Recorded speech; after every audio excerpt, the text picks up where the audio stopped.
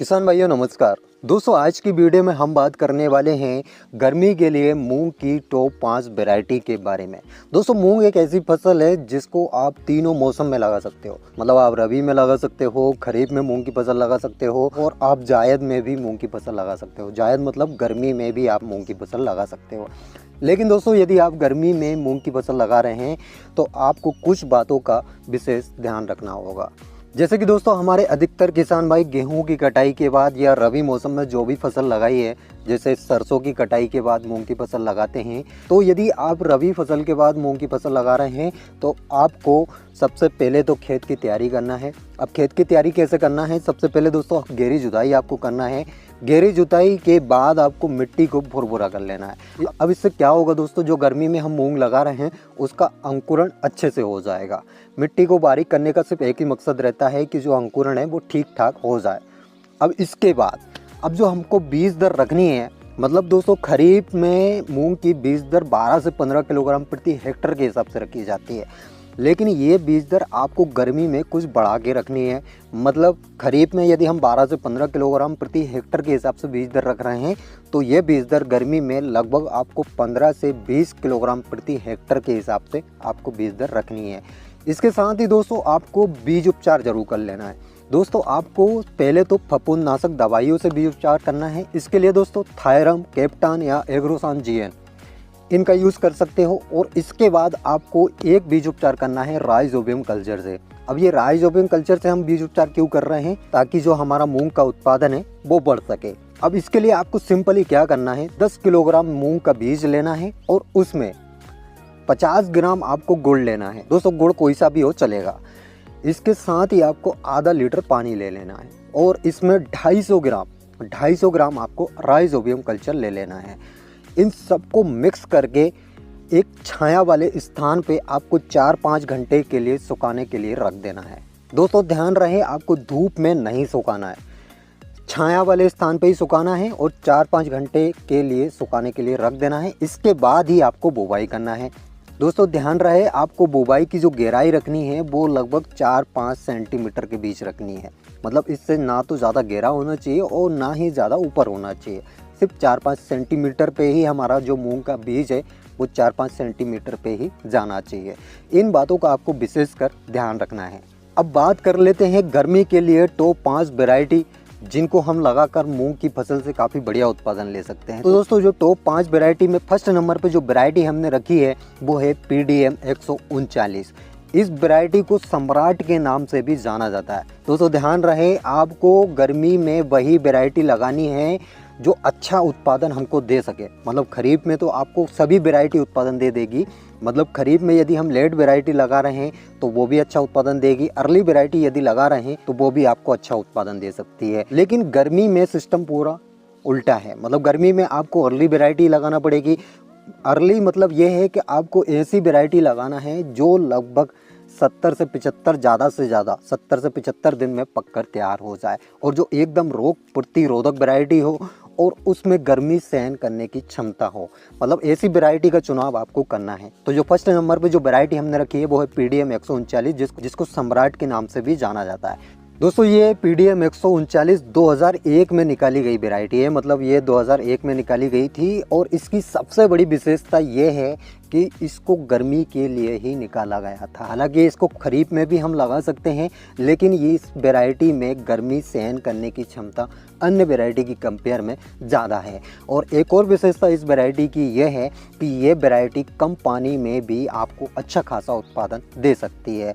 दोस्तों अवधि की बात की जाए तो ये वैरायटी लगभग 65 से 68 दिन में पककर तैयार हो जाती है। इस वैरायटी में 6 पानी यदि निकाल देते हो तो आपको ये वैरायटी लगभग 7 से 10 कुंटल प्रति एकड़ के हिसाब से उत्पादन दे सकती है। और यदि 4 पानी है तो ये वैरायटी लगभग 5 से 7 कुंटल प्रति एकड़ के हिसाब से आपको उत्पादन दे सकती है। तो गर्मी के लिए ये वैरायटी भी काफ़ी बढ़िया वैरायटी है, आप इसको लगा सकते हो। दोस्तों इस वैरायटी को 2 नाम से जाना जाता है, एक तो PDM 139 और दूसरा इसको सम्राट के नाम से भी इस वैरायटी को जाना जाता है।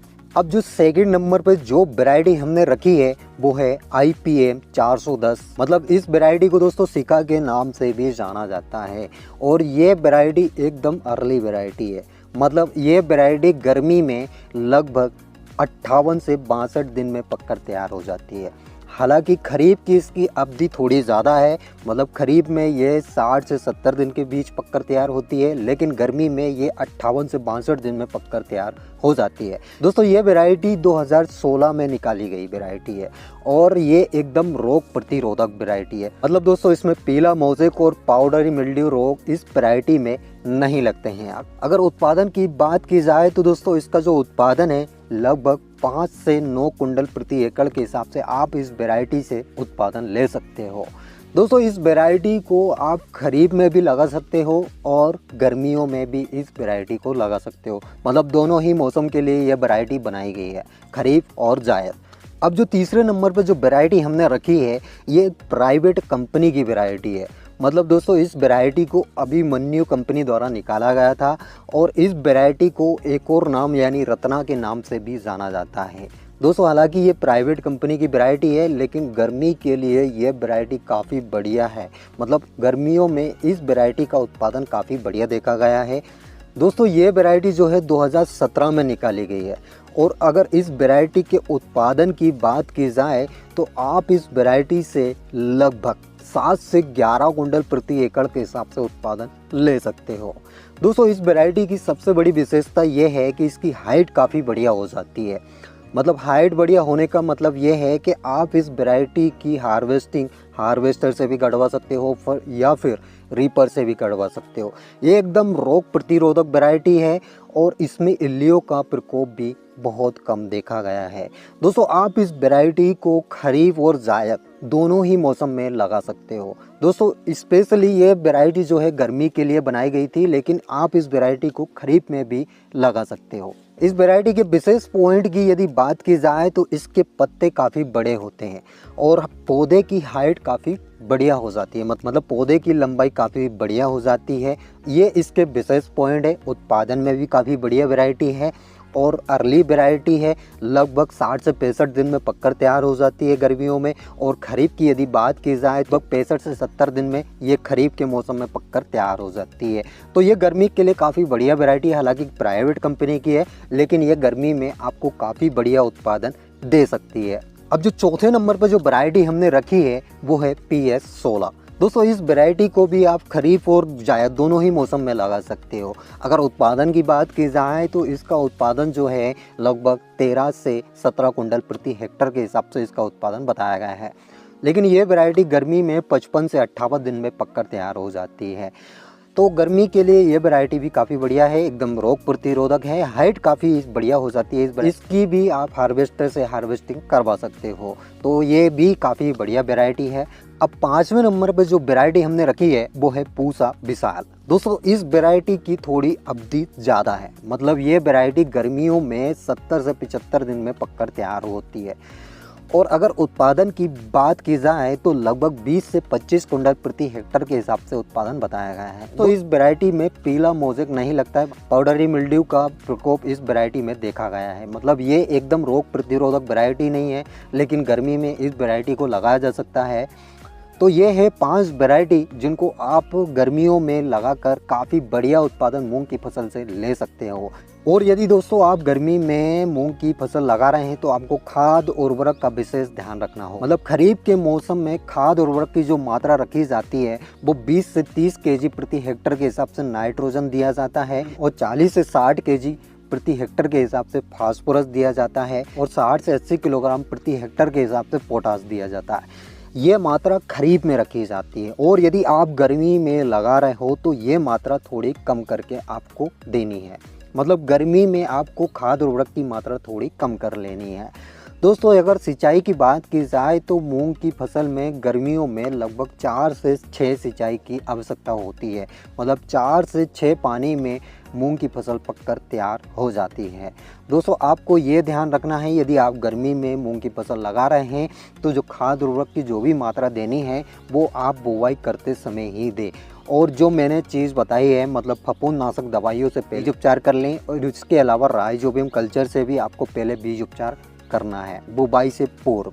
तो ये है कुछ पॉइंट जिनको आप यदि फॉलो करते हो तो यकीन मानिए आप गर्मियों में मूंग की फसल से काफ़ी बढ़िया उत्पादन ले सकते हो।